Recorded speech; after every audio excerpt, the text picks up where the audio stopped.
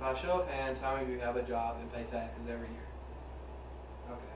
As Americans, we are paying billions upon billions of unnecessary tax dollars each year. Surely we should be spending on secondary education or Medicaid or something like that. The answer to that is no. It's going to illegal immigrants, which is completely unnecessary. There's three aspects that they really harm our country in, which is financial, jobs, and public health.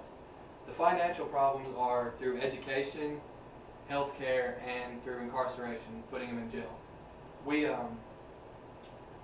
roughly we're spending about $45 billion a year in taxes on them, which per person averages out to about $1,700 to $2,000. Sometimes they even use false documents to acquire welfare as well. So with jobs, the employers basically exploit the illegal immigrants.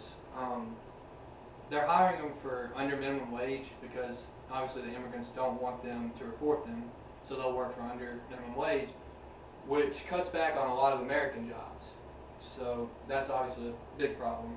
I have here a quote, which is, according to a study in 1996 of the cost of illegal immigration by Rice University economist Dr. Donald Huddle, illegal aliens were displacing roughly 730,000 American workers per year at a cost of about $4.3 billion a year. Since then, he estimates that the amounts have doubled. Up here I have my visual aid, have a chart showing the percentages of tax dollars we're spending on illegal immigrants, and the largest part is 58%, which is education. Next thing I'd like to move on to is public health. In the third world countries that most of our illegal immigrants come from, they do not have as good health care there. So obviously they're prone to more diseases than we would be. They also don't undergo medical screening whenever they come into the country like legal immigrants would. Therefore, they can carry anything over. And there's actually been some diseases they brought over that have previously been wiped out of America, and they've reinserted it into America. Dr. Lawrence Nickey, director of the El Paso Health District, contagious diseases that are generally considered to have been controlled in the U.S. are readily evident along the border, which is what I basically just explained. Our need is to stop illegal immigration, and there's a couple ways we can do that. We can either vote in a person who believes in stopping it, or we need to vote in a party that is very concerned with stopping illegal immigration.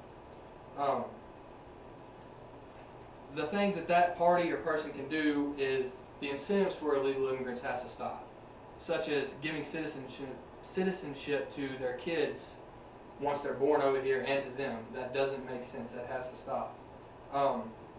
We can establish a universal checking system with them coming over and checking, to see if their welfare that they're drawing in is actually legit.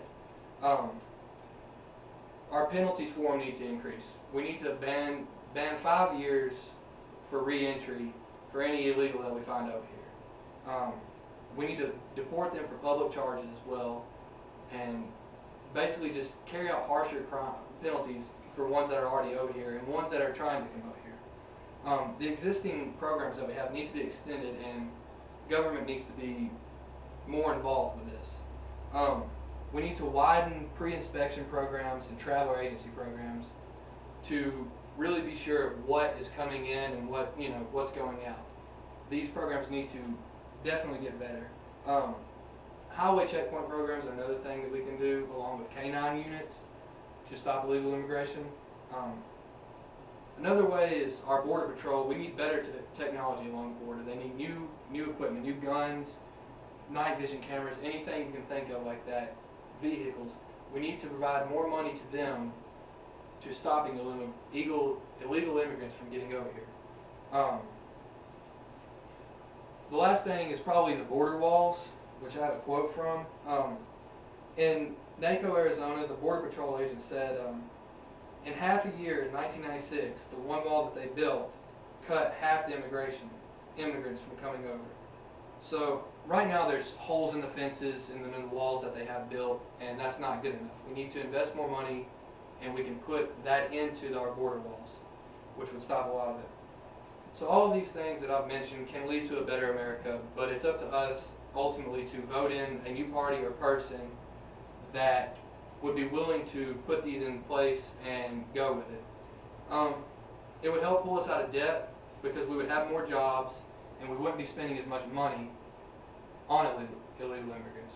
So with that, the one thing that we can do is vote. Get out and vote, put in a new political party, and get this done. Well, that was a very persuasive speech, Brandon.